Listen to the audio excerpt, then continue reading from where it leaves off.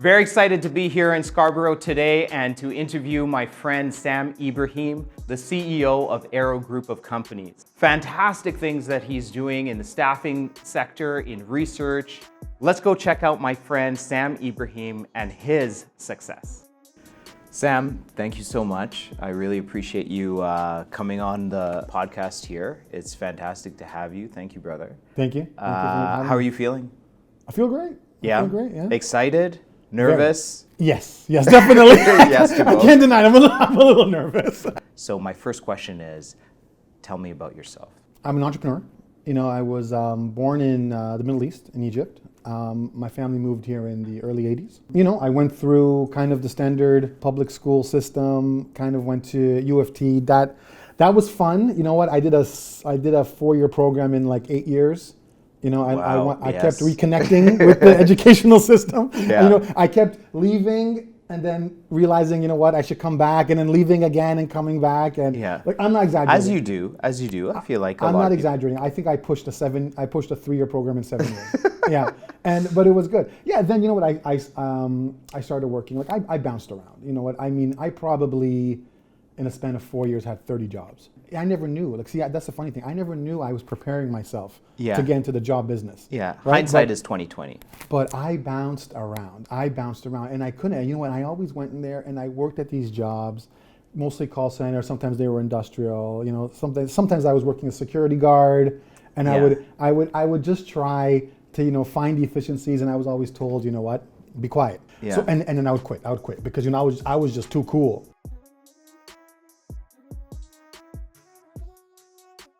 This time of frustration, how did it lead to the opportunity that brought you here? I became a professional interviewer.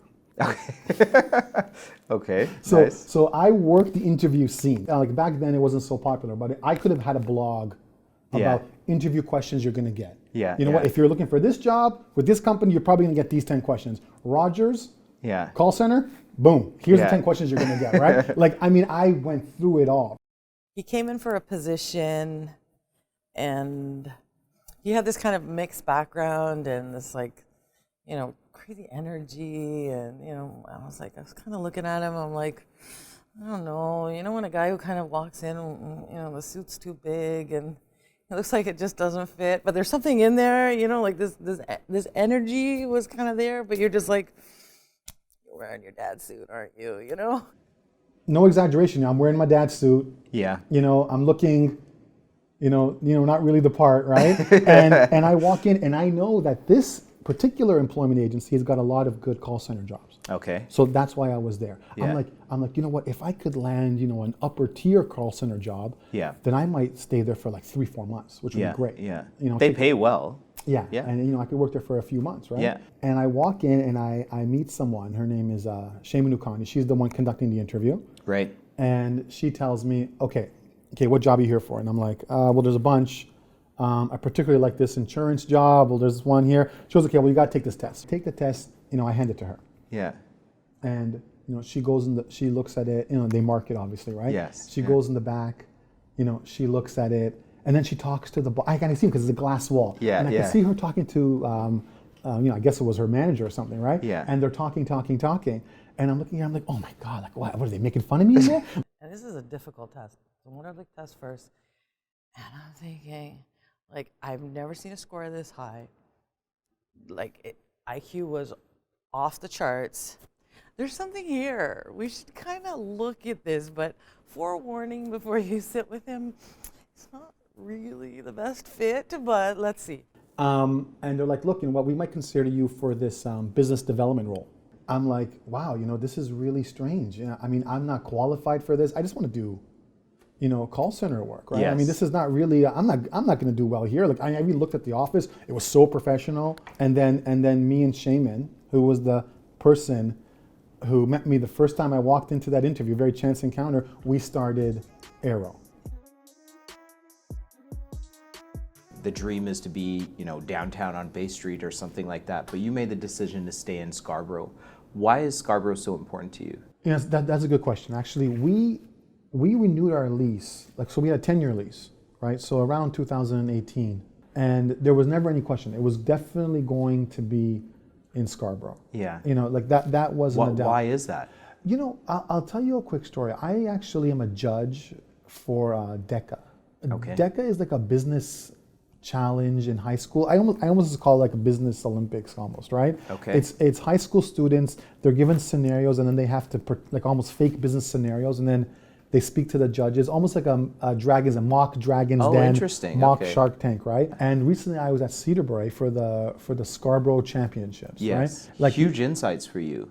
Oh yeah, Yeah. exactly. And I'm sitting there, and these kids are blowing you away. They're 10 times better than we were ever at that Yeah, age. You know, yeah. they destroy us, right? Yeah. At 16 and 17, Yeah, right? yeah. But what's important is I want these kids to stay in Scarborough.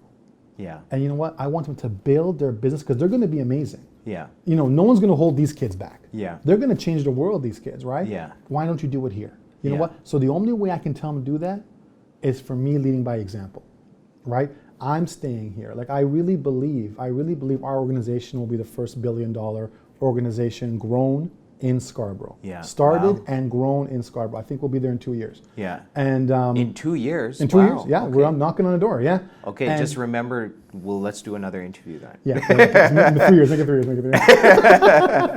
But I really believe that. But I mean, how else can I tell you that Scarborough is open for business? Scarborough's available, and Scarborough's not sitting around the boardroom table, but at the head of the table. Yes. Unless I do it myself.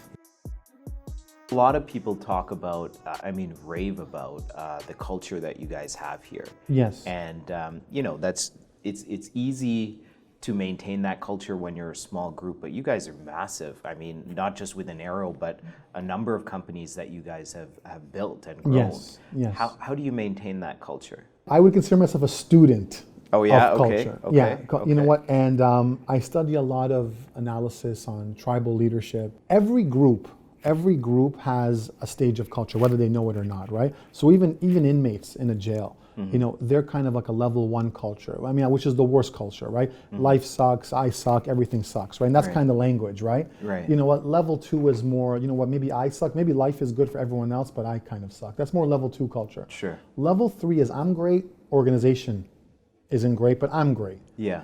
That's where the bulk of organizations are. They Okay. sit in level 3. Okay. Where, you know, it's a bunch of individuals who think they're great. Yeah. But you know what? The organization isn't great. Level 4 is kind of where we strive to be, which is I'm great and your organization is great.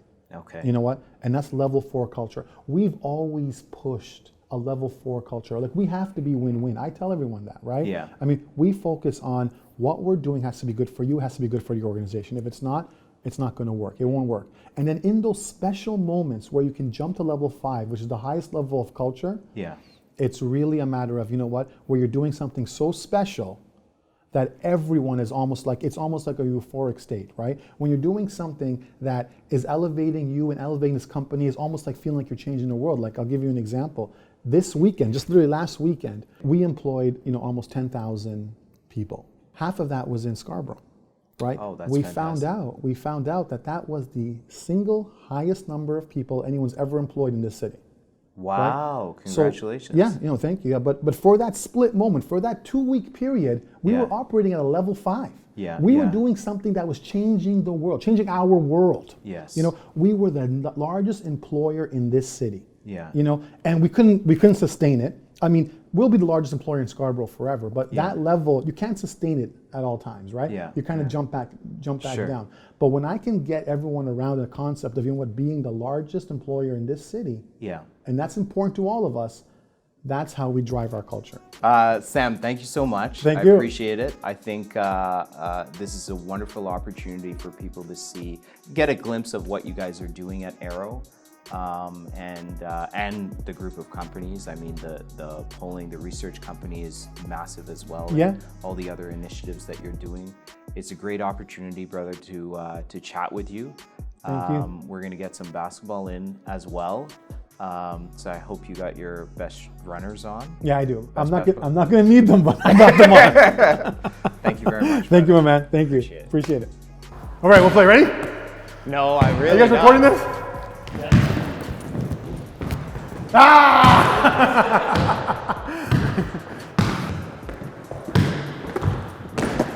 Woo! Nice basket. I just got lucky. Just got lucky. Go. So what position did you play? I think I'm playing loser in this game. Oh, that you didn't hear the crack in my knees as I did that.